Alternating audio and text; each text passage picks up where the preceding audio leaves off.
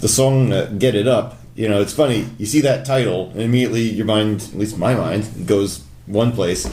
But you've seen too many Viagra commercials, right? Oh yeah. Shame on you, Joe. Can you believe that Viva Viagra commercial? By the way, You mean the band? Where they got the band? Or They got- yeah, they got a- they're in the garage playing. They're singing the praises of Viagra. I can't wait to get home. You know? Men have lost touch with their animal instincts because women have trained us now to behave ourselves, and so therefore men are starting to lose some of their instincts, their natural instincts. Which, you know, you go up and you smell it and you lick it, and, you know, and then you jump on it. You know what I mean? It's like you can't be, and that's animal. We're animals, and we become so that men have to take Viagra. Man, I'm telling you, man, there's a lot better secrets than Viagra, man. Just, you know, put a mirror up and get the old lady doing some funny stuff.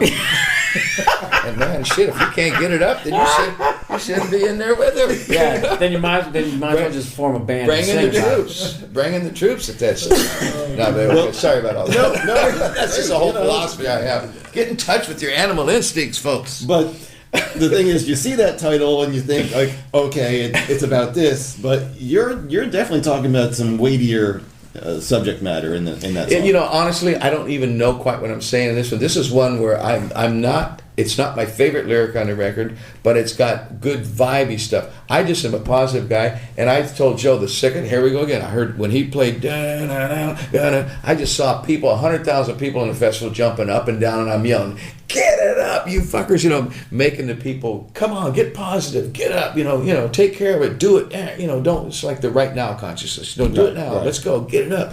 Don't be. And then the verses are about being depressed. You know, get the fuck, and then just yell, "Get it up, arriba!" You know, jump, come on, you know, get it on. And I could see it really being a strong festival kind of song. But lyrically, I don't know really what I'm saying other than, come on, you know, don't fucking waller in the mud, you know, get it up. Let me last ask about the song Learning to Fall, which we just heard today, several mixes of. Joe, you were telling me that this song has had quite a journey. Yeah. It started out, for some reason, when Sam called, and actually, you and Neil dropped by the studio, and you guys came over with a case of tequila, and you're like, "Come on, Joe, let's go." And I'm thinking, I'll make it a record. You know, and but I obviously I was excited, and I was thinking, where do you start? You know, because Neil is a powerhouse, great writer, amazing player, played with him a million times, and I'm thinking, what I know kind of like maybe where they've been going, but what's the one thing that I guess I haven't experienced Sam doing, you know, when I've been to a concert, you know. And for some reason I thought, I wonder if he's ever just played, you know, walked out with an acoustic guitar and looked at one person and sang something, you know, like he was talking to somebody. It wasn't registering in my head. So I wrote this song, and I think it was called Open Your Heart to Love or something like that. It was kind of clumsy, but it was just another one of those things. I was just trying to crystallize a feeling. And but it was pretty much the verses and the choruses. And I don't think at the time there was that bridge yet. I think that came after I showed it to you. So years later... It's come so many different... Yeah. So then years later we meet up and I play it to him and to see if he'd be into something like that. And he went off on his tangent and started going. And so I was waiting to find out where he wanted to go with it and then see if I could write a bridge around it. Right. And then see what would we do for a solo. I wasn't sure for that either. So then we get that thing going, and then we had great moments as a band just playing it, even though it was troubled. It was like a song that had all this promise. We all knew it was beautiful, but we were troubled with the fact that, well, what's Sam really going to sing? What does he really want to sing about? And then I know from a guitar point of view, I thought, I don't want this to be a power ballad. And, and so I was afraid of certain avenues that were so easy to go You were down. worried about it being too pretty. Too 80s power ballad. You know, I mean, there were so many ways to do it. And then I overwhelmed these guys with all the That's true. possibilities. There was a Pink Floyd version, early Peter Gabriel version. There was you know, like a Nickel Creek kind of version,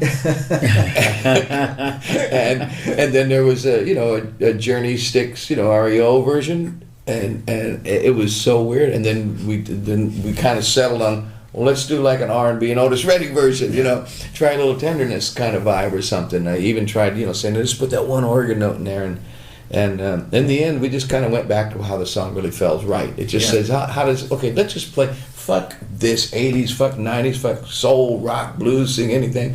But that was one of the songs also when we And we said, "Let's recorded play the it. original The way it demo. should be played." We recorded the original demo. It had such a feeling to it. Right. Such Always such had a a feeling. vibe, such a Always had a vibe that we vibe. would always, no matter what, Joe would introduce us in or play us, these different ways he was thinking about it.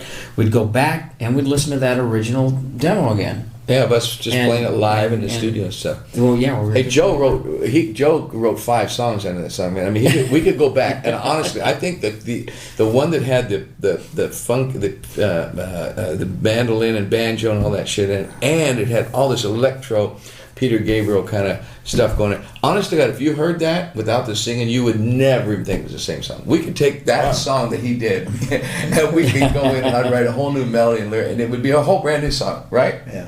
If we wanted. Yeah. Let me ask one final question. Does it feel strange in a way to form this band when you're not in your 20s? Do you feel like everything you've been doing, as you said, has led up to this?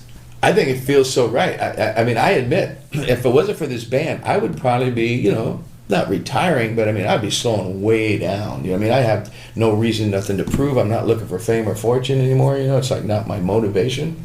But all of a sudden, I want all that again in this band. I want all that feeling of having a great band and being on top of the world. And I think we can do it. I mean, I don't think age got nothing to do with it. You don't even look at us like the Stones or any of the bands that are out there for it, because those are bands that have been together all their years. Right, so they're kind of like, just playing most of the old material. They don't write that many new things. We're like a brand new band. It's just so we happen to be older. Yeah. But honestly, God, it's like Clint Eastwood in his new movie. I feel this band's everything. I feel like him in this movie. I feel like, okay, all those Dirty Harry moves where he said, you're going to, all those one-liners he used, they were all just rehearsals for, Gran Torino, where he brought him home like a month. When he got one of them kids down on the ground and said, "You punk!"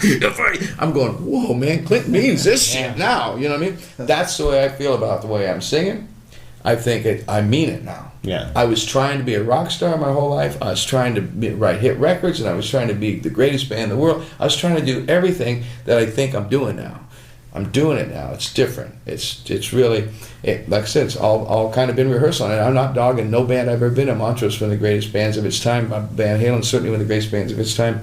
And I love some of my soul stuff. But this is so much more important to me than all that. I got to tell you. Yeah, we're doing this. We're doing this for the love of doing it. For the love of friends. Whole different playing. level. We have nothing to prove. I mean, so maybe we shouldn't put our picture on the album, huh? And people will say, "Well, look at these young guys up there with a black singer." Is there going to be a title for the album, or Chickenfoot? Okay. Oh, saving the best for last. Thank you guys very much for spending some time with me. It's been a pleasure. Joe, it's always a pleasure to talk to you. You know that. Jojo, thanks for spending this much time with us. Well, thank you. This is Joe Basso from Music Radar, the place for music makers. I've been here with 3/4 of Chickenfoot, and thanks again, guys.